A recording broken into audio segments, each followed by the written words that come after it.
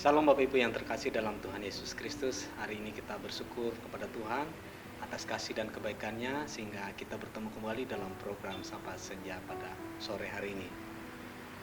Bapak Ibu yang terkasih dalam Tuhan, ketika kita hidup percaya kepada Tuhan, maka ada begitu banyak hal yang mesti kita kerjakan, yang mesti kita lakukan.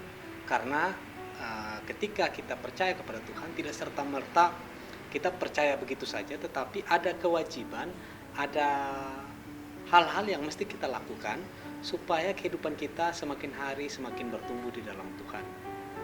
Nah, ada ayat yang bagus tentang kedewasaan iman dan juga bagaimana kita bertumbuh di dalam Tuhan.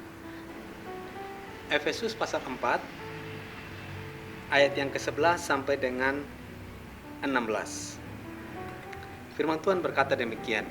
Dan ialah yang memberikan baik rasul-rasul maupun nabi-nabi, baik pemberita-pemberita Injil maupun gembala-gembala dan pengajar-pengajar, untuk memperlengkapi orang-orang kudus bagi pekerjaan pelayanan, bagi pembangunan tubuh Kristus. Sampai kita semua telah mencapai kesatuan iman dan tingkat pengetahuan yang benar tentang anak Allah, kedewasaan penuh dan tingkat pertumbuhan yang sesuai dengan kepenuhan Kristus. Sehingga kita bukan lagi anak-anak yang diombang-ambingkan oleh rupa-rupa angin pengajaran, oleh permainan palsu manusia dalam kelicikan mereka yang menyesatkan. Tetapi dengan teguh berpegang pada kebenaran di dalam kasih, kita bertumbuh di dalam segala hal ke arah Dia, Kristus yang adalah kepala. Daripadanya lah seluruh tubuh yang rapi tersusun dan diikat menjadi satu oleh pelayanan semua bagiannya, sesuai dengan kadar pekerjaan tiap-tiap anggota, menerima pertumbuhannya dan membangun dirinya dalam kasih. Bapak Ibu yang kekasih dalam Tuhan, ketika kita membaca ayat-ayat ini, maka kita akan menemukan 3 pribadi, bahkan boleh saya katakan 4 pribadi, ya. Yang pertama adalah dan ialah yang memberikan rasul-rasul. Jadi pribadi yang pertama adalah Yesus Kristus, ya. Lalu yang kedua, rasul-rasul maupun nabi-nabi, baik pemberita-pemberita Injil maupun gembala-gembala dan pengajar-pengajar. Nah, saya simpulkan di sini adalah pemberita Injil, itu pribadi yang kedua. Lalu pribadi yang ketiga adalah untuk memperlengkapi orang-orang kudus bagi pekerjaan pelayanan, bagi pembangunan tubuh Kristus. Pribadi yang ketiga adalah kita, orang-orang kudus, ya. Lalu ada pribadi yang keempat, dikatakan di sana, sehingga kita bukan lagi anak-anak yang diombang-ambingkan oleh rupa-rupa angin pengajaran, oleh permainan palsu manusia dalam kelicikan mereka yang menyesatkan. Nah, di ayat ini kita menemukan ada satu pribadi yang namanya manusia yang menyesatkan. Ya.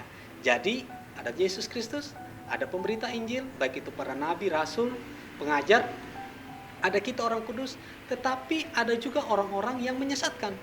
Ini berarti bahwa kehidupan kekristenan tidak berjalan mulus saja. Tetapi ada pribadi-pribadi yang menyesatkan. Bahkan dikatakan di sana kelicikan mereka. Ya. Ini luar biasa. Lalu apa yang mesti kita lakukan sebagai anak Tuhan dalam menyikapi hal ini? Ya. Yang pertama dikatakan di sana untuk memperlengkapi orang-orang kudus bagi pekerjaan pelayanan, bagi pembangunan tubuh Kristus, sampai kita semua telah mencapai kesatuan iman dan pengetahuan yang benar tentang anak Allah.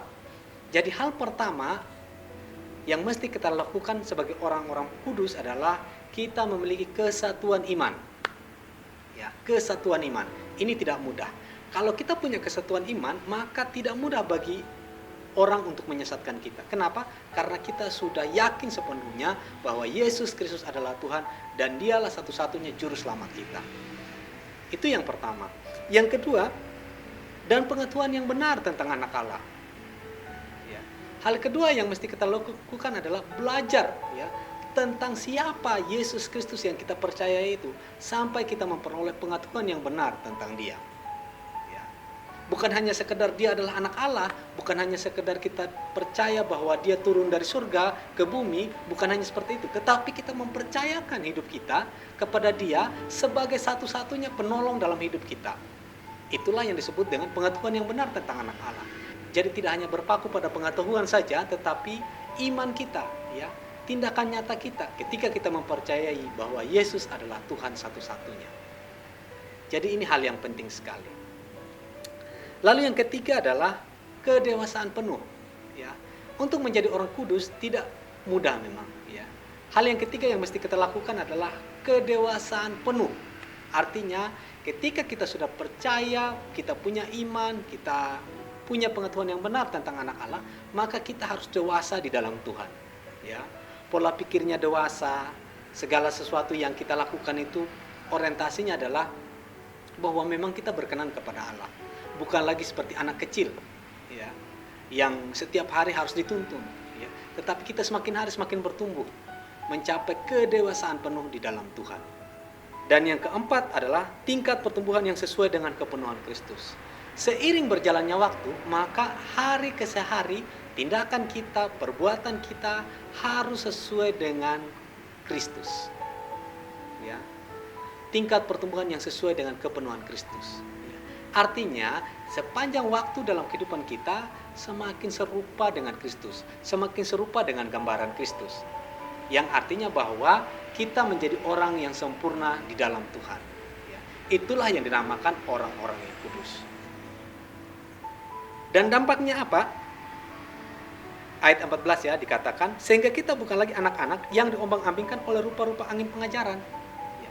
Kalau kita punya pengetahuan yang benar tentang anak Allah, kita punya kedewasaan penuh, dan kita memiliki pertumbuhan yang sehat, gitu ya, maka kita tidak mudah diombang-ambingkan oleh rupa-rupa angin pengajaran. Yang memang rupa-rupa angin pengajaran ini sangat licik dan bisa menyesatkan kita.